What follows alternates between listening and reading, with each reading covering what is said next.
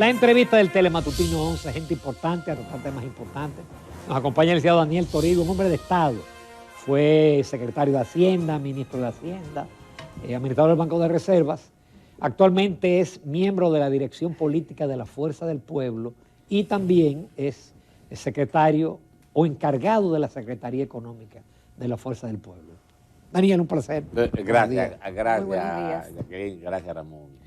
Daniel, aunque ese tema no es tu área, sí, y yo sé que tú no asististe ayer sí, a la reunión de la dirección política que de seguro trató este tema porque el sí, partido tendrá que tomar alguna posición, pero tu visión general como un hombre de Estado.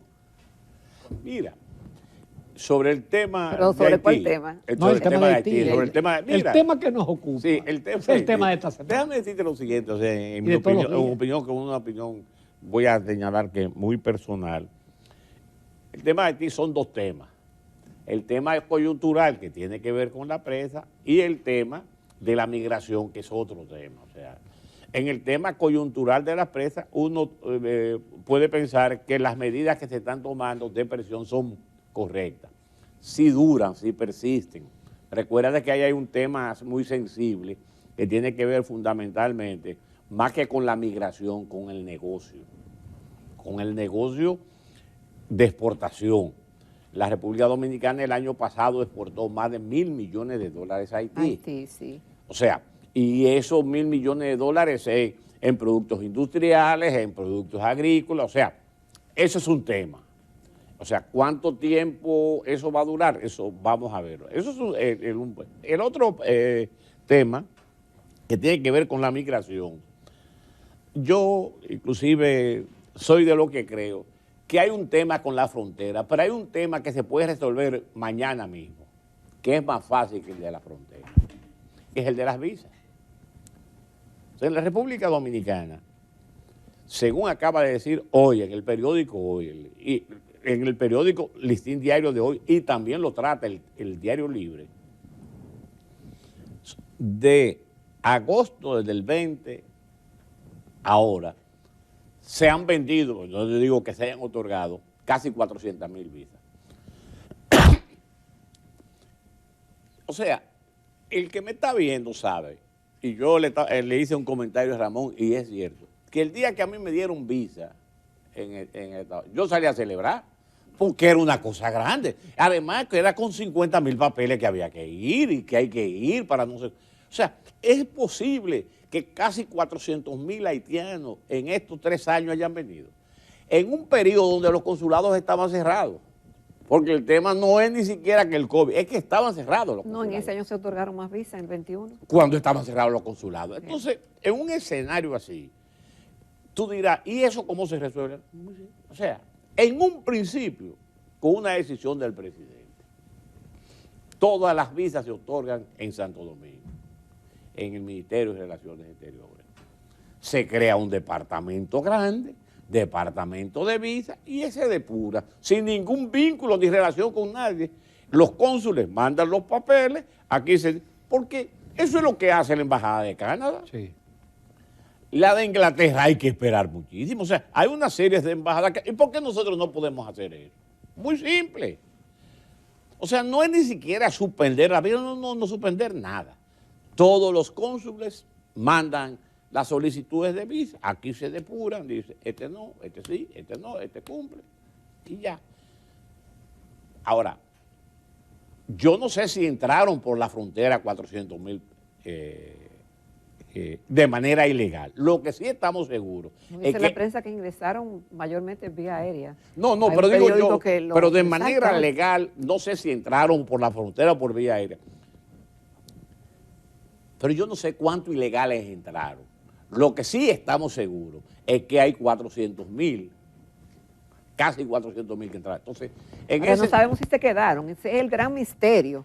400,000 personas, eso es un pueblo, eso es una parte importante. No. Son varios pueblos.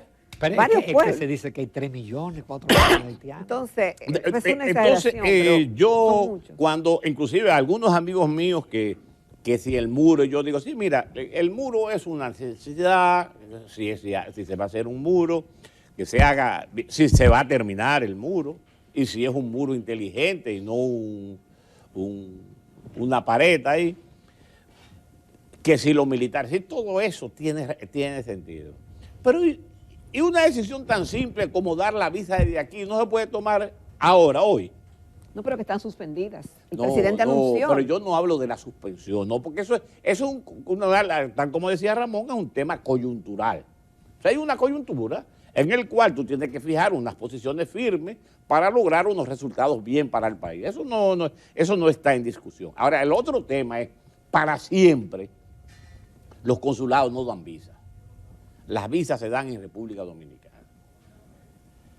Por lo menos las visas de Haití se dan en la República Bueno, pero eso es ahora, señor Toribio, porque tradicionalmente no ha sido así, incluyendo en gobiernos pasados, PLD y cualquiera que haya estado, no tiene ese criterio. Sería una forma nueva de otorgar visas. Entonces habría que ver la disposición que estaría el gobierno de asumir eso. No, pero eso es lo que yo digo. O sea, si tú quieres resolver parte de la migración que se queda en República Dominicana, resuelve con un decreto.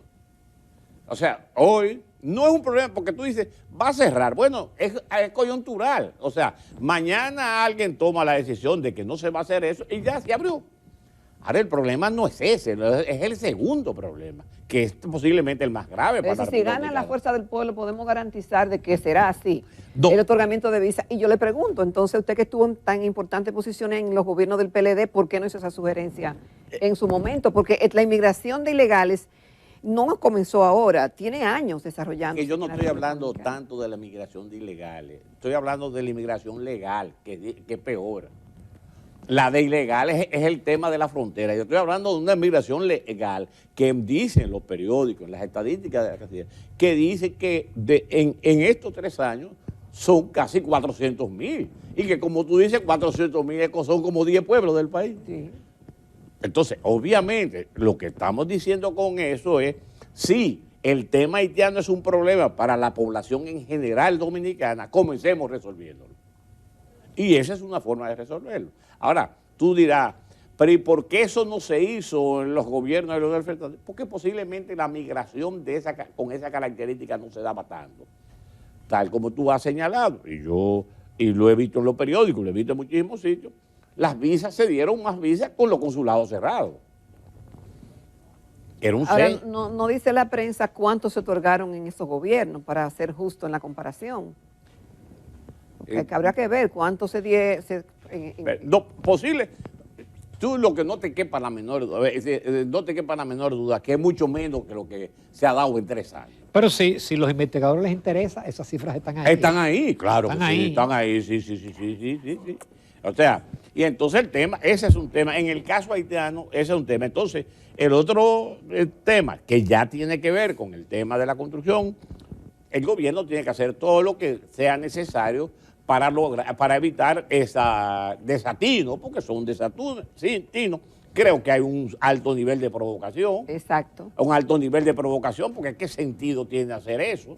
O sea, además, por lo que hemos visto, yo no sé cuán cierto es, porque ya uno ni cree mucho en lo que dicen o no, vemos hasta tuberías en grúa, o sea, grandes tuberías para el desvío del río. Todas esas son cosas que obviamente es una provocación para el país, que el gobierno tiene que actuar. Ahora, ese es un tema que es coyuntural y en algún momento se tendría que resolver. El otro tema es tal vez más grave porque tiene que ver con la nacionalidad y con las características nacionales del país. Vamos a una pausa porque te desviamos del tema que queríamos tratar contigo, que es el tema de la tasa de política, el impacto de las medidas monetarias, parece que otros estímulos que vienen por ahí en camino.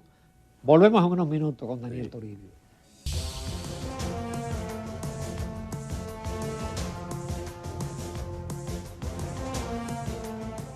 Nos acompaña esta mañana en Telematutino 11 el licenciado Daniel Toribio, miembro de la Dirección Política de la Fuerza del Pueblo y encargado de lo que es la Secretaría del Área Económica.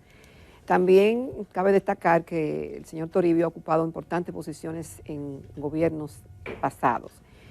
Y como el tema de la economía es un tema muy sensible que nos ocupa a todos, y más que estamos en un periodo preelectoral donde se hacen diagnósticos de cómo está el país y lo que puede ofrecer un partido político para mejorar se supone las condiciones de vida de los habitantes, en este caso de la República Dominicana, en medio de un panorama internacional que también está atravesando serias complicaciones económicas. Y aquí pues tenemos una agenda.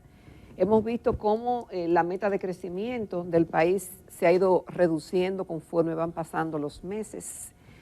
No solamente lo dicen las autoridades del Ministerio de Economía, sino también que organismos internacionales nos han bajado la perspectiva de crecimiento. Ahora está en 3.8, 3.5 y comenzamos con 5 y vamos ahí bajando. Pero para cumplir esa meta el crecimiento debe ser sostenido y alto en lo que resta del año. Y vemos, como mencionaba Ramón, medidas monetarias que se han tomado.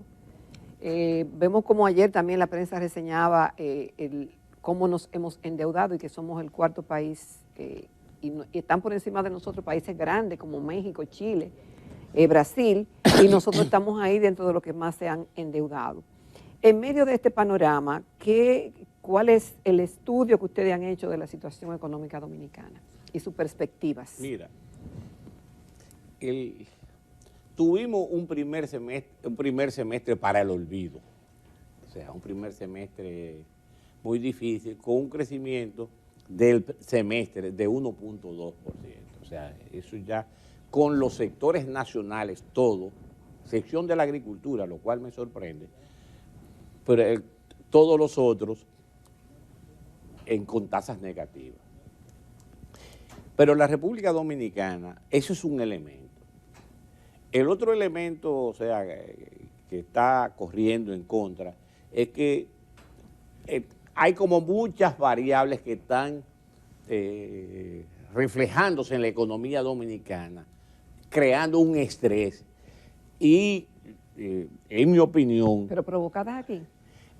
Una combinación, o sea, vamos a ver una combinación, o sea, por un lado, si tú tienes un semestre para el olvido, o sea, un semestre de 1.2 del crecimiento, ahora los efectos, el petróleo, el incremento de los precios del petróleo, la baja de las recaudaciones del gobierno, la poca, digamos, efectividad del gasto público en términos de eso, el hecho de que la economía dominicana todavía no se recupera, por lo menos el empleo formal no se recupera.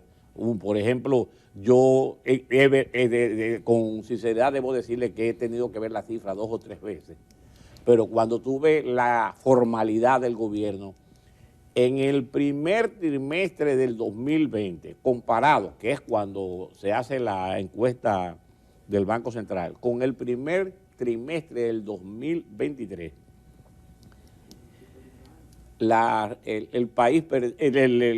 nosotros perdimos 26.000 empleos formales, más o menos. Tú dices, con la pandemia. O sea, perdimos en el proceso y no lo hemos recuperado. O sea, yo lo que digo, no hemos recuperado esos 26. Pero digo, bueno, pero son 26.000 tal vez. Pero tú sabes qué es lo más grave. Que dentro de los formales tú estás incluyendo casi 90.000 empleos públicos que aumentaron. Es decir, que en la práctica no es 26.000 que perdió, el sector privado perdió casi 120.000 empleos del 2020, primer trimestre del 2020, el trimestre del 2020 al primer trimestre del 2023. O sea, todos estos elementos, entonces tú tienes ahora, las exportaciones ya comienzan a haber una caída en las exportaciones. Ahora entra el elemento de Haití, que uno espera que no dure mucho tiempo para que pueda, porque estamos hablando de las exportaciones de Haití de más de $1.000 millones anuales. Entonces, todo esto crea, digamos, un panorama económico difícil. Si eso tú le añades que el espacio fiscal del gobierno ya no es mucho, porque la caída de las recaudaciones, a pesar de lo que pueda decir el gobierno, digo yo caída de las recaudaciones, porque es lo único que explica que el gobierno en el mes de junio haya tomado 25.000 millones de pesos de adelanto a la banca comercial. Es la única explicación que tú puedes encontrar, porque si no se han caído. Pero además hay cosas que no se entienden todavía. Por ejemplo, cómo el gobierno tiene casi 400.000 millones de pesos en depósito en la banca múltiple y combinada banca múltiple y Banco Central. O sea, ¿qué cosas estamos haciendo? O sea, ¿por qué ese dinero está parado?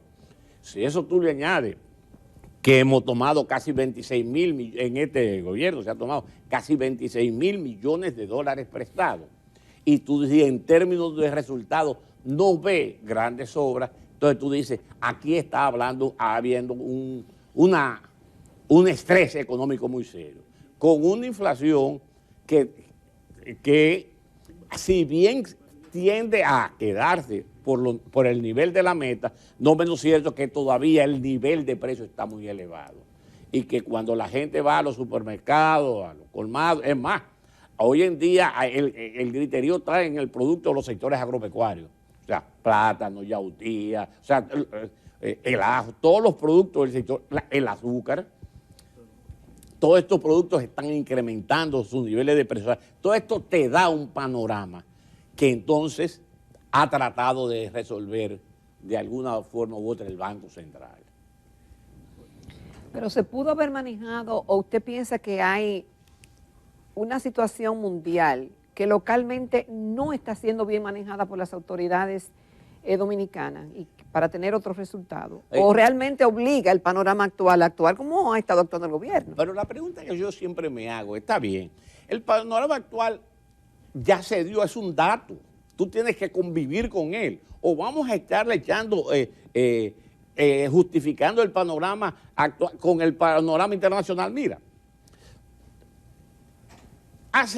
no sé si hace 2 años, pero un contenedor costaba $20.000 de China aquí, de Oriente aquí. Hoy en día ese contenedor cuesta $2.000. $2.500. O sea, hay un impacto. O ya el impacto de la guerra, del COVID con respecto a China ya se limitó. Pero además, yo debo señalar que si una de las críticas que yo le puedo hacer a la forma que esto se manejó, es que se manejó, y como se ha manejado, de una forma muy de titulares del periódico. O sea, cuando tú dices, la economía en abril del 2021 creció un 47%. La economía en el 2021 crece en 12.9%. Es enorme, es una cosa del otro mundo. Pero cuando ves tus titulares del periódico, yo me reí, ahora en julio, la economía dominicana se expande a 2.9%. Sí. Oye, Pero el dato era 1.4. Claro, no. Bueno, pero era en un mes. Era cierto. No, en un mes, fue cierto. No, pero yo no digo que no. Oye, lo que yo estoy diciendo es, señores, no vendan espejitos. La realidad no está para eso. O sea, la República Dominicana está viviendo un nivel de estrés económico que, pienso yo, no lo ha vivido en muchos años. Yo creo que es una de las situaciones económicas más difíciles. Bueno, pero entonces eso quizás justifica que cualquiera hubiera tenido el reto de hacerlo y que este gobierno está haciendo lo mejor que puede en medio de ese panorama. Bueno, yo entiendo. Pudiera ser. Sí, puede ser. Lo que pasa es, en mi opinión, es lo que más se parece a las ruletas rusas. Puede ser que sí. Puede ser que cuando tú le des al gatillo no salga la bala, pero puede ser que cuando le dé al gatillo sí salga la bala. ¿Por qué? Porque aquí se han apretado el botón del pánico. O sea, son acciones que tú dices, piensa por ejemplo en las últimas. Las autoridades del Banco Central bajan la tasa de política monetaria de 8.5 a 7.5, o sea, los Estados Unidos la subieron. Y tú dices, ¿qué relación hay entre Estados Unidos y República Dominicana con la tasa de política monetaria? Aquí hay muchos capitales que no son dominicanos, que son los llamados capitales golondrinos, que vienen en busca de tasas elevadas. En la medida en que el diferencial de tasas se acerca, nadie sabe, ojalá que no. Pero uno no sabe cómo actúan los mercados. Yo te quería llevar ahí hasta qué punto el grado de libertad tiene el Banco Central. Porque yo vi un informe de JP Morgan donde ellos pronostican que la tasa la van a llegar a 6,5 a fines de año. Pero además yo tengo información privilegiada de que viene otra liberación de encaje legal de 40 a 45 mil millones dirigido a la manufactura y la construcción, que son dos sectores clave que están en rojo. Sí, o sea, pero ¿hasta qué punto? Por eso yo digo que es una especie como de ruleta rusa. ¿Hasta qué momento aguanta la economía eso? Tú puedes, como se hizo ahora recientemente, incrementar de manera, digamos, interesante las reservas. Como ahora hubo un incremento de la... Interesante. 1.300 millones de dólares. Sí, o sea, todo el mundo sabe cómo eso se hace. O sea, es un problema de buscar quién tiene esos dólares, te doy en pesos, pero los pesos no me los pongo en circulación para que no me presione eso y te pago una tasa de interés más elevada. Sí, todo eso se hace. Ahora, ¿por qué tiempo? O sea, ¿cuál es el grado de maniobrabilidad? Porque no lo pensemos como nosotros, que podemos tener 100 dólares, 200 dólares en un banco.